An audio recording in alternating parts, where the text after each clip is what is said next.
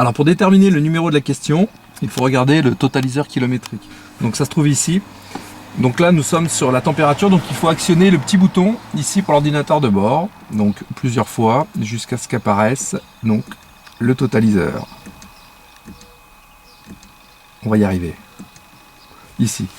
Donc vous avez deux séries de chiffres, en haut et en bas, il faut prendre celui du haut. Donc là, le véhicule a 3967 km, donc les deux derniers chiffres 67, donc là vous auriez la question numéro 67.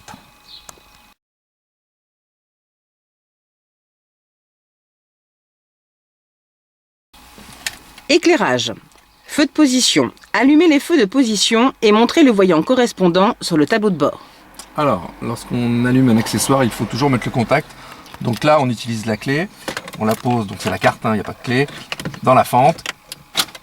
On entend le contact qui s'allume, tous les voyants s'allument.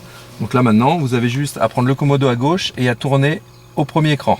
Donc vous avez un petit point blanc et vous mettez en face le petit symbole des feux de position et vous retrouvez votre voyant ici, en haut de la jauge à essence, au-dessus du 1 du plein.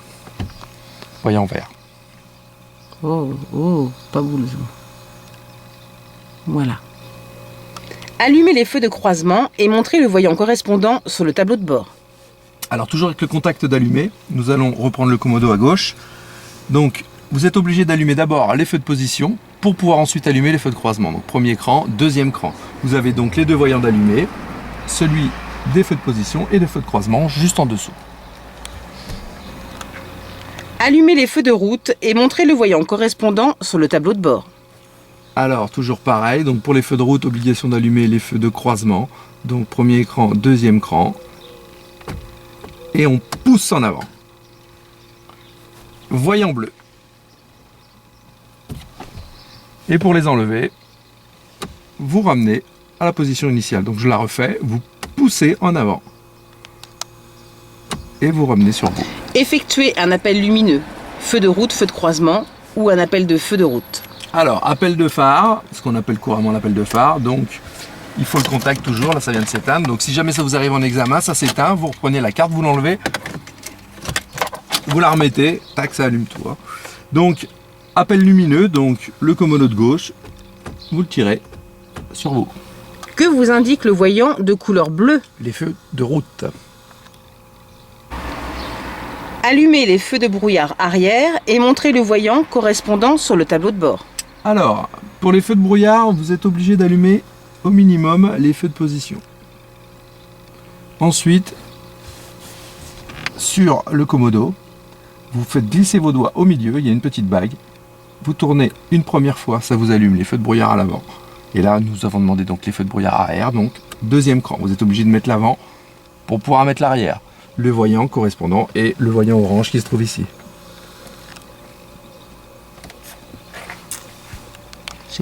J'arrive pas à zoomer comme il faut. Voilà. Quand l'utilisez-vous, le feu de brouillard arrière? Pour la neige et le brouillard. De quelle couleur est le voyant qui indique au conducteur que le feu de brouillard arrière est allumé? Eh bien, il est orange. Allumez les feux de brouillard avant et montrez le voyant correspondant sur le tableau de bord. Alors donc, feu de position, feu de brouillard avant, donc comme expliqué précédemment, on prend la bague, on glisse au premier écran, voyant vert, ici. Tu peux remontrer s'il te plaît? Actionnez la commande du clignotant droit et montrez le voyant correspondant sur le tableau de bord. Alors, je remets le contact, clignotant droit, donc le commodo vers le haut. Ça marche pas, il faut mettre le moteur en route. Donc clignotant droit, le voyant est ici. Actionnez la commande du clignotant gauche et montrez le voyant correspondant sur le tableau de bord. Alors pour le clignotant, il faut allumer le moteur, sinon ça ne fonctionne pas, n'est-ce pas? Hop, clignotant à gauche, ici. Montrez la commande des feux de détresse. Donc on a bien demandé de montrer et non pas actionner. Donc vous montrez simplement la commande ici.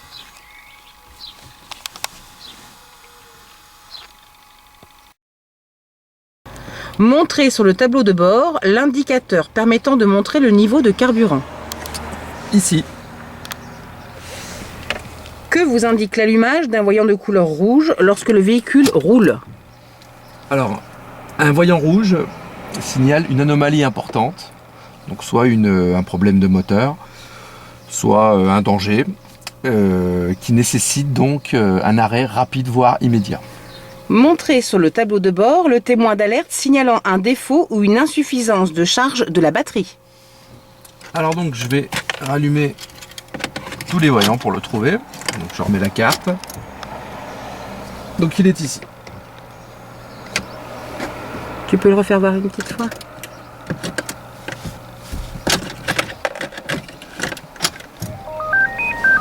Montrez sur le tableau de bord le voyant d'alerte de niveau minimum de carburant. Alors il se situe ici, la petite pompe orange.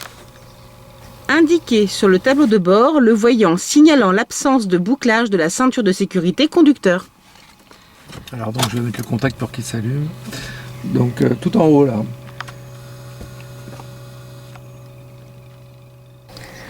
Montrez sur le tableau de bord le témoin d'alerte avertissant du serrage du frein à main. Alors, le petit voyant ici avec le point d'exclamation.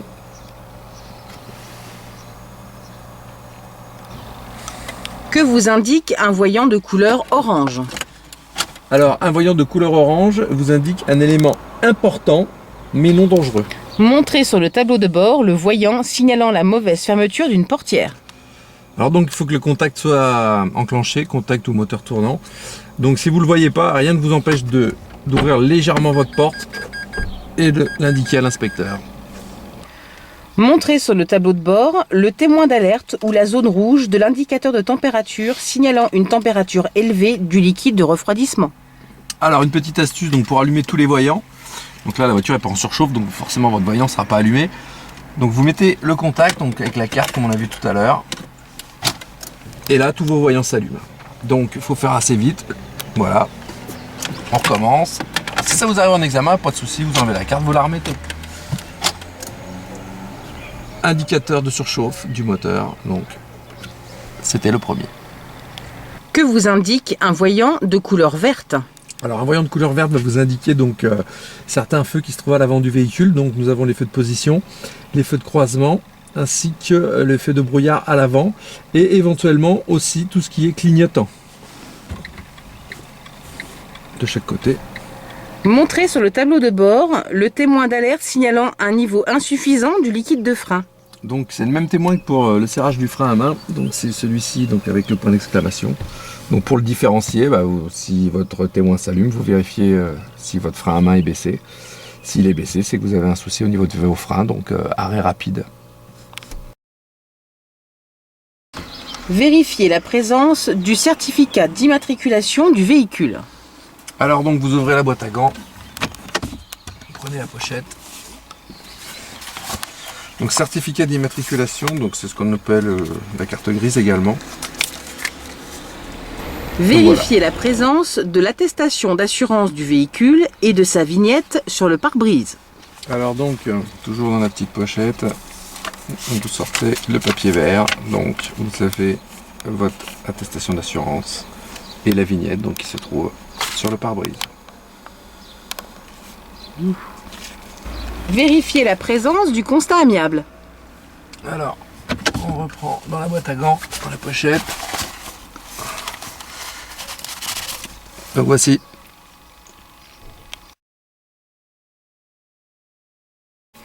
Mettez le système de chauffage sur la position air chaud.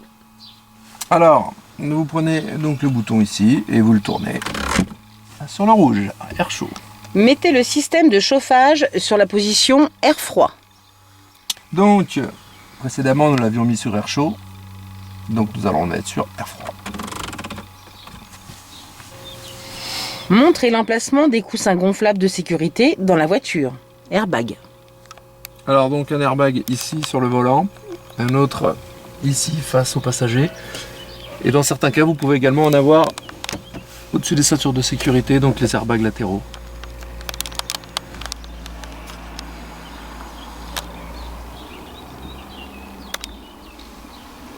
Montrez comment régler la hauteur de l'appui-tête du siège conducteur. Alors donc on appuie ici sur le petit bouton, hop, on lève ou on baisse, et on relâche. Montrez l'emplacement du dispositif de réglage intérieur des blocs optiques. Petite molette.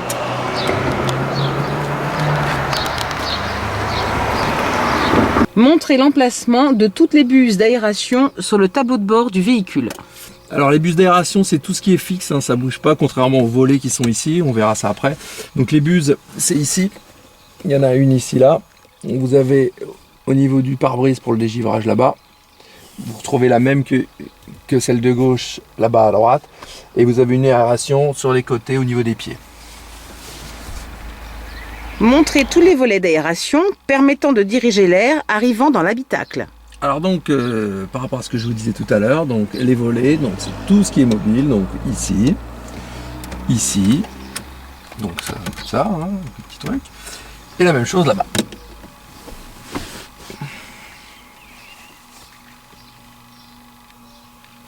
Actionnez la commande intérieure de fermeture centralisée des portes du véhicule. Donc ici au-dessus de l'écran. Actionnez la commande de dégivrage de la lunette arrière et montrez le voyant ou le repère indiquant son fonctionnement. Alors donc pour celui-ci, je pense qu'il faut au moins le contact. Donc je vais remettre la carte. J'actionne et ça ne marche pas. Donc je vais mettre le moteur en route. Voilà, le petit voyant donc sur le bouton. Montrez Donc, la commande permettant de diriger l'air arrivant dans l'habitacle vers le pare-brise. Alors donc pour diriger l'air, nous avons une commande qui se situe ici avec des petits symboles. Donc là on peut remarquer que l'air est situé au niveau de la tête. Donc ici. Donc là on nous a demandé de diriger l'air vers le pare-brise. Donc il va falloir remonter le bouton jusqu'au voyant ici, donc au petit symbole qui indique le pare-brise. Faites fonctionner l'essuie-glace arrière du véhicule. Alors pour l'essuie-glace arrière, donc nous avons le commodo, on le prend bien au bout et on tourne au premier cran. Ça vous actionne. Je recommence. L'essuie-glace arrière. Faites fonctionner les essuie-glaces avant du véhicule. Alors donc vous mettez d'abord le contact avec la carte. Et ensuite, dans le commodo de droite, on le baisse au premier cran. Plus on baisse, plus ça va vite. Montrez ou indiquez où se trouve la boîte à fusibles. Alors la boîte à fusibles se trouve dans cette partie-là. Montrez sans l'actionner la commande de l'avertisseur sonore. Donc l'avertisseur sonore se situe au milieu du volant, donc vous en avez un de chaque côté, ici, là et là. Il suffit d'appuyer pour actionner. Faites fonctionner le lave-glace avant du véhicule. Alors pour le lave-glace avant, donc commodo de droite, et comme si vous faisiez un appel lumineux avec le commodo de gauche, vous le tirez sur vous. Faites fonctionner le lave-glace arrière du véhicule. Alors pour le lave-glace arrière, donc on reprend le commodo, donc obligation de mettre d'abord le premier cran pour l'essuie-glace et au deuxième cran, une petite impulsion. Donc ça reste pas, hein, ça fait vraiment l'impulsion. Si vous relâchez, ça revient au premier cran. Et après on remet sur 0. Manipulez le pare-soleil réservé au conducteur de façon à l'orienter du côté de la portière avant gauche et le remettre en position normale. Alors donc là, le pare-soleil se trouve ici, donc il suffit de le baisser une première fois, ensuite le déclipser. Donc c'est un petit peu dur, donc je vous conseille d'appuyer ici avec votre pouce. Hop, voilà. Et on le place ici. Et ensuite, donc on va le remettre en place. Tac et toc. Montrez où se situe la commande de réglage de l'inclinaison du dossier du conducteur. Ici. Mettez le rétroviseur intérieur en position nuit. Alors donc derrière, au milieu, vous avez un petit loquet. On tire. Et ça nous met la position nuit. Ouvrez ou fermez la vitre latérale côté conducteur. Alors donc les commandes de vitre se trouvent donc sur votre portière. Donc vous avez deux boutons. vitre de gauche, vitre de droite, donc vous vous trompez pas, parce que si vous actionnez celle de droite, ben vous n'avez pas votre point. Donc pour là, elle est ouverte, donc on va la fermer, donc on passe le doigt dessous et on ferme. Et pour donc, si jamais elle est fermée, vous voulez l'ouvrir, vous appuyez.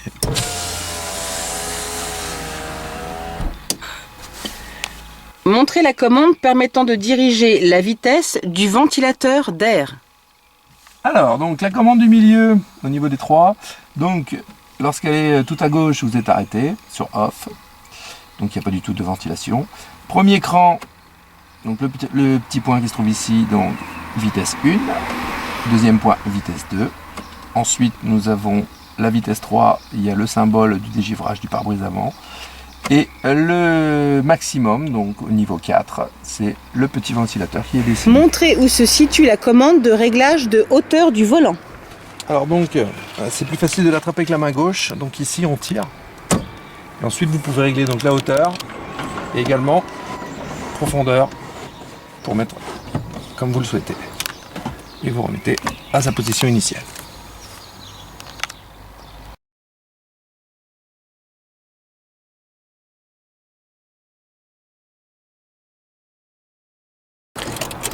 Vérif extérieur. Contrôlez l'état, la propreté et le fonctionnement des feux de position. Alors donc, pour contrôler un feu, il faut forcément l'allumer avant de sortir. Donc vous mettez bien le contact, feu de position, donc on a vu tout à l'heure, on va les allumer. Donc les feux de position, c'est les seuls feux que vous allez vérifier à l'avant et ainsi qu'à l'arrière. Donc il faut bien répondre à la question qui a été posée.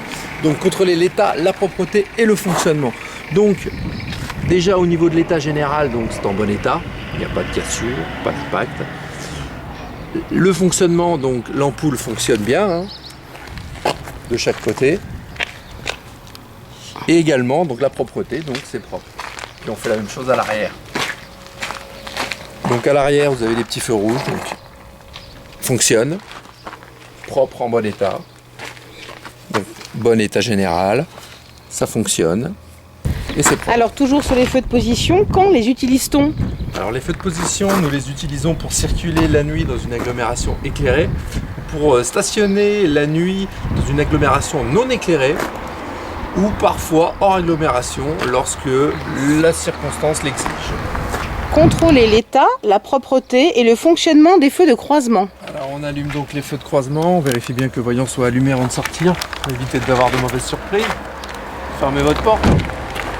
Donc à l'avant du véhicule, donc les feux de croisement donc, se situent en bas de chaque côté. Donc état général, donc c'est en bon état, les optiques ne sont pas cassées, c'est propre et ça fonctionne bien.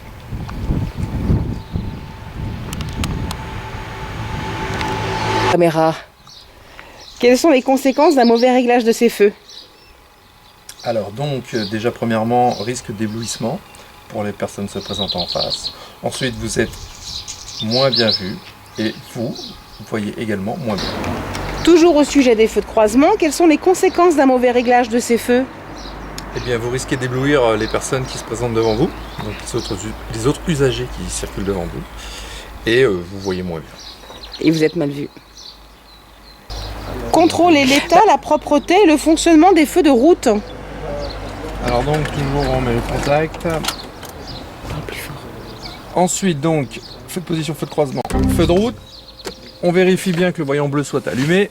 On sort. Et donc on vérifie l'état, la propreté ainsi que le fonctionnement des feux de route donc, qui se situent aux extrémités sur les côtés. Donc les optiques sont en bon état, propres, et les ampoules fonctionnent. Quand utilise-t-on l'appel lumineux? Pour avertir de son approche. Contrôler l'état, la propreté et le fonctionnement des feux de brouillard avant. Alors, évidemment, avant de sortir, on les allume, comme on l'a vu précédemment.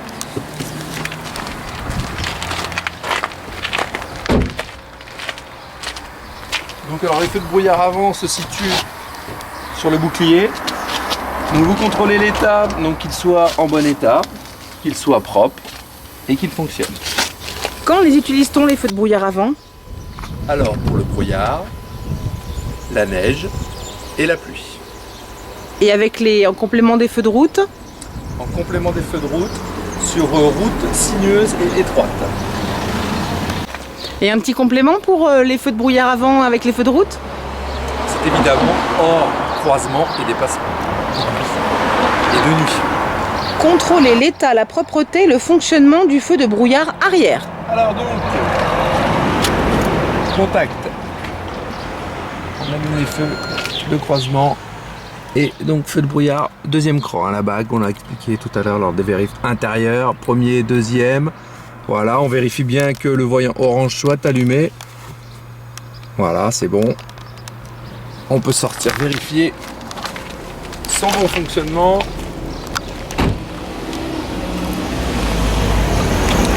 Alors, nos feux de brouillard, donc il n'y en a qu'un. Ah, le camion est passé, très bien. Donc, le feu de brouillard arrière se situe donc ici. Donc, on vérifie propre, bon état, fonctionnel. Dans quel cas l'utilise-t-on? Alors, brouillard et neige. Peut-on l'utiliser par temps de pluie? Non. Montrer l'emplacement où s'effectue le changement des ampoules sur l'un des feux à l'arrière du véhicule. Donc, alors, il faut prendre une clé spéciale, dévisser les deux vis ici, sortir le feu et changer les ampoules. Quelle est la précaution à prendre pour manipuler une ampoule halogène? Ne pas la toucher avec les doigts. On l'a déjà dit. Contrôler l'état, la propreté, le fonctionnement des clignotants gauche, y compris le répétiteur latéral. Alors donc le contact allumé toujours. Non, le moteur allumé. Clignotant gauche.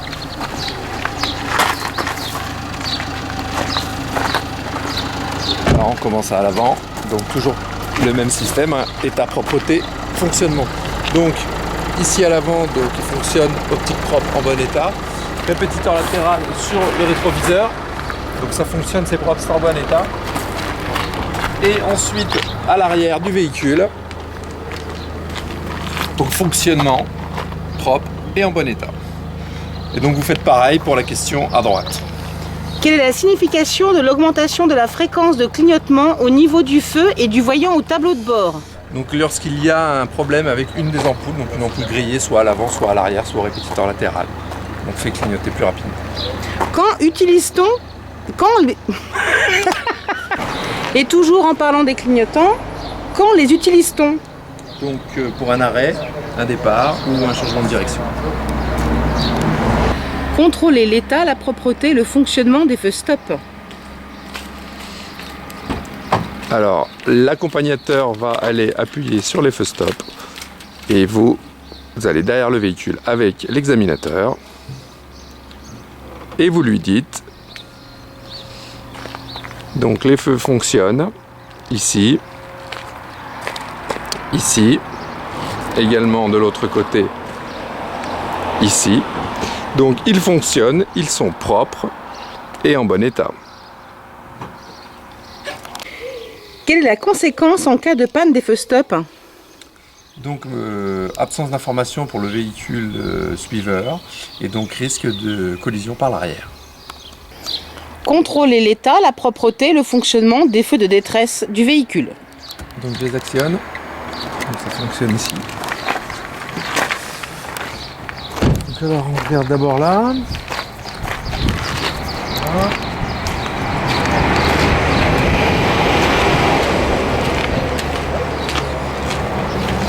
Voilà. Donc après avoir fait le tour du véhicule, j'ai constaté que tous les feux de détresse fonctionnaient, que les optiques étaient propres et en bon état.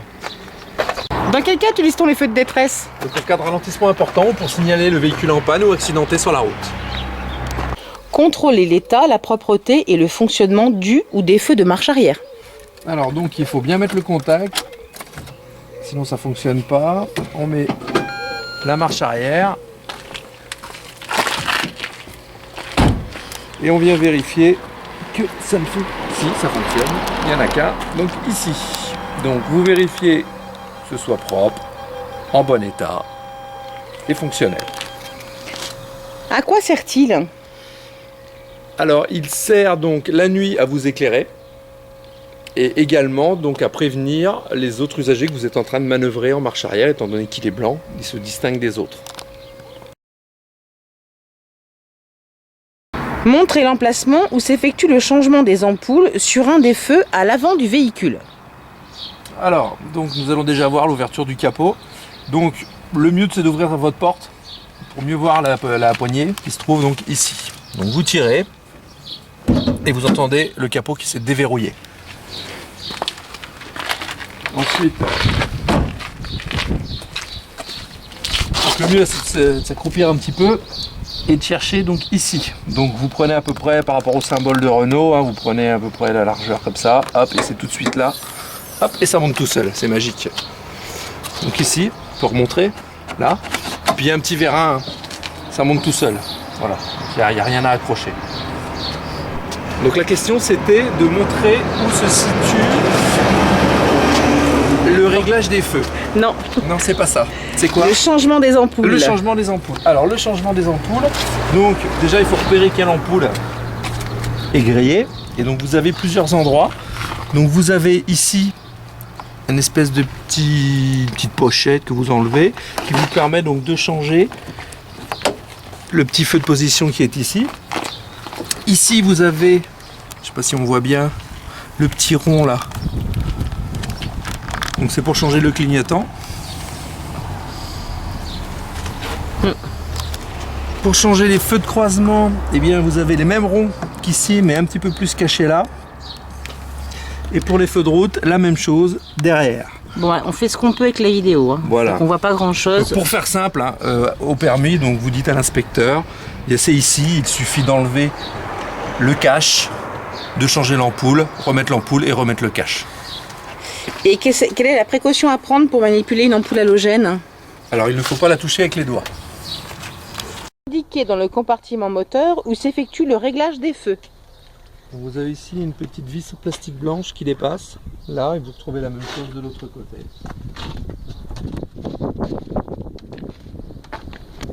Quelle est la conséquence d'un mauvais réglage des feux? Eh bien, vous risquez d'éblouir ceux qui arrivent en face, et vous avez une moins bonne visibilité. Et on est moins bien vu si les phares sont bas. Bien les questions sur l'assistance, le liquide d'assistance de direction, mais sur Clio, c'est pas visible, donc ces questions-là seront obligatoirement squeezées. C'est électrique en fait. Voilà, et ça passera à la question suivante. Montrer où se situe la batterie du véhicule. Alors la batterie se situe ici sous le cache. Qu'est-ce qui peut provoquer la décharge de la batterie? Donc tout ce qui est électrique, les feux, l'autoradio, etc.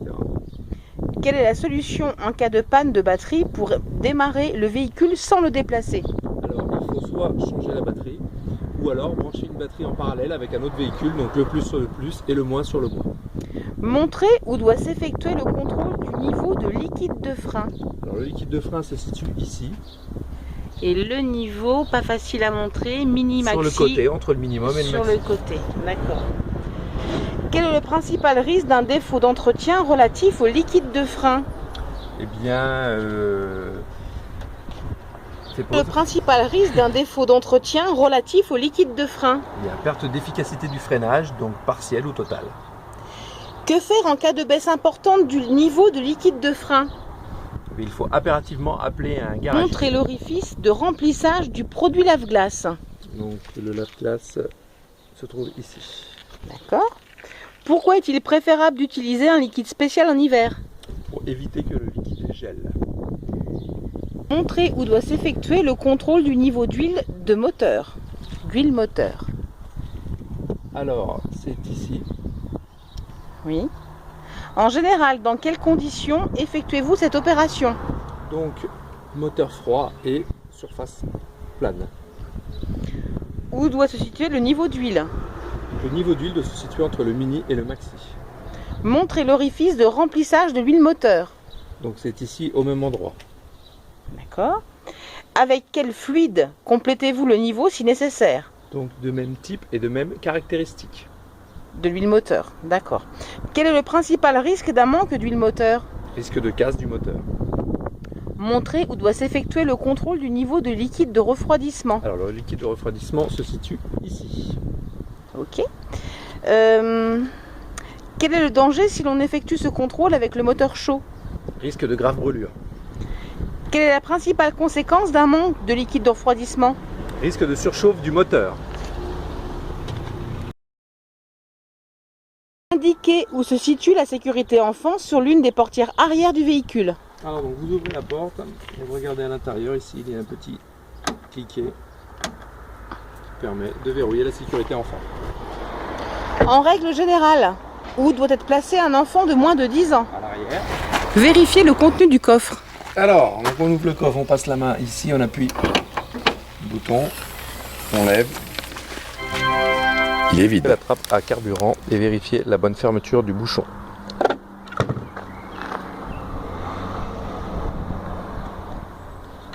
C'est fermé. Contrôlez le flanc extérieur sur l'un des pneumatiques avant. Alors, donc le flanc, c'est la partie côté du pneu. Donc nous vérifions qu'il n'y ait pas de déchirure et pas de hernie. Qu'est-ce que l'aquaplanage et quelle peut être sa conséquence? Alors l'aquaplanage ou l'aquaplaning, c'est lorsqu'il y a une pellicule d'eau qui se situe entre le pneu et la route et donc il n'y a plus d'adhérence. Et donc sa conséquence? La conséquence, c'est perte de contrôle du véhicule, accident. En règle générale, dans quelles conditions devez-vous contrôler la pression du pneumatique? Le pneu doit être froid. À l'aide de la notice d'utilisation ou de la plaque indicative située sur le véhicule, indiquez les pressions préconisées pour ce véhicule. Alors on va les regarder dans la portière.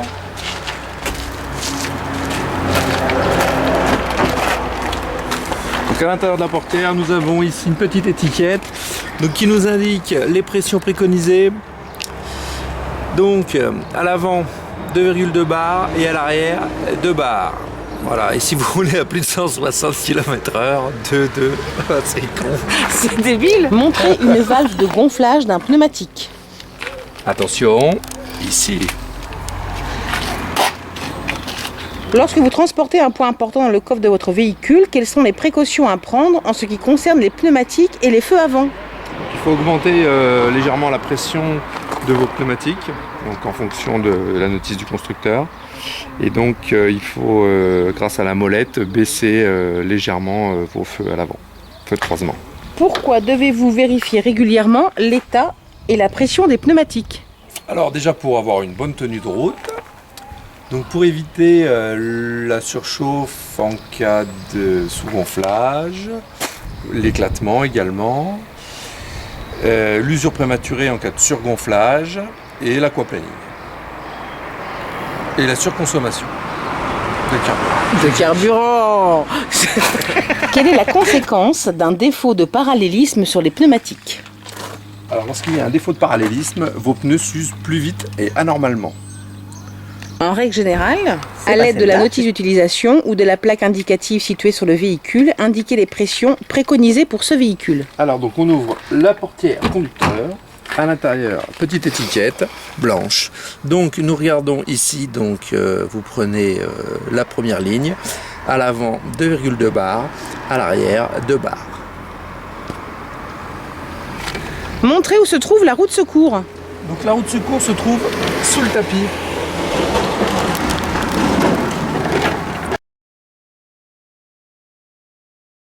Contrôlez l'état des balais d'essuie-glace avant du véhicule. Alors donc, pour contrôler l'état, donc vous soulevez, vous regardez le caoutchouc, donc il faut qu'il soit en bon état, pas sec, pas déchiré. Donc là c'est bon, en bon état. Vous faites de même avec le suivant. Donc vous passez votre main comme ça, vous dites c'est bon, pas déchiré, en bon état.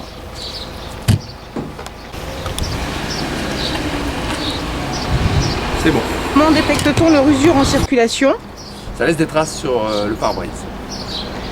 Avant le départ, quelle est la précaution à prendre en cas de présence de neige sur le pare-brise? Alors il faut bien dégager totalement le pare-brise, de façon à ne soit pas occulté.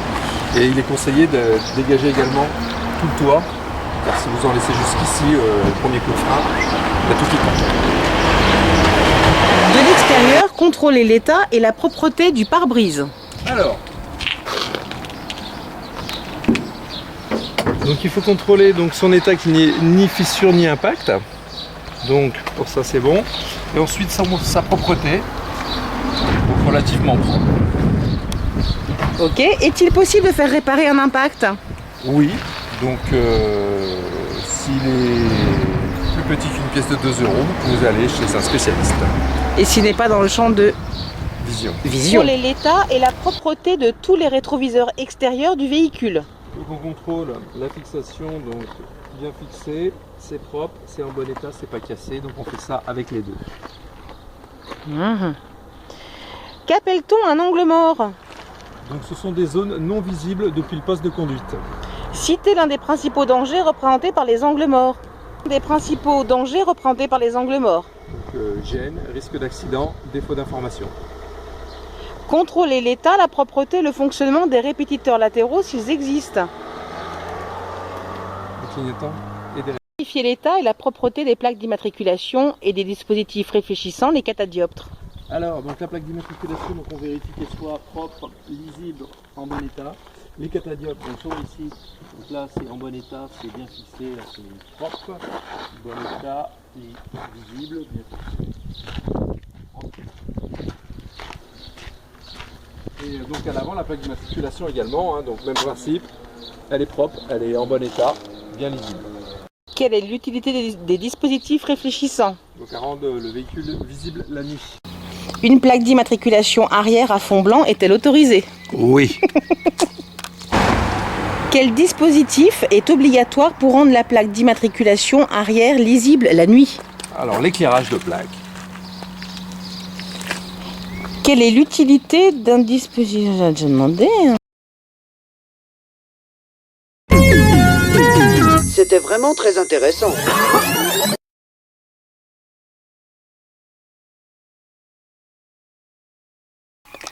Montrer la commande des feux de détresse. Donc vous avez bien écouté la question, on vous dit de montrer et ne... Indiquer sur le tableau de bord le voyant signalant l'absence de bouclage de la ceinture de sécurité conducteur. Alors donc il faut que le moteur soit tournant.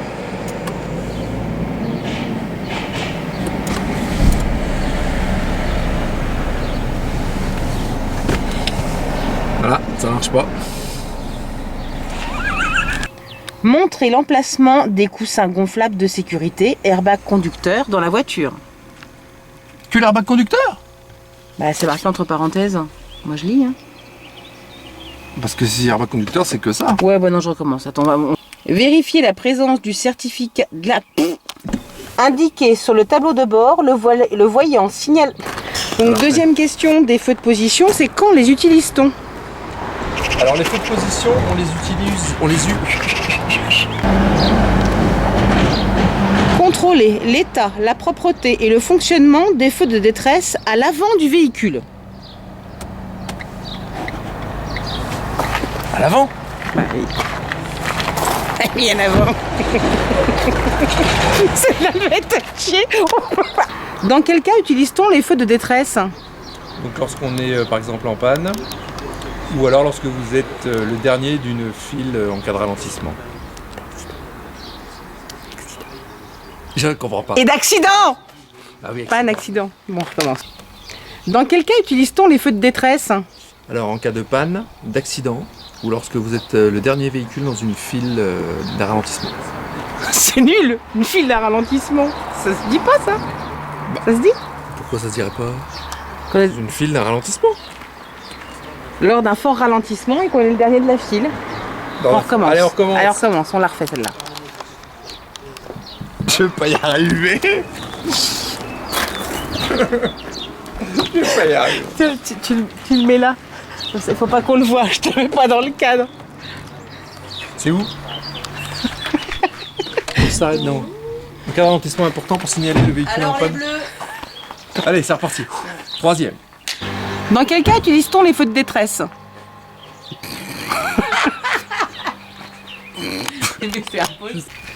Dans quel cas utilise-t-on les feux de détresse?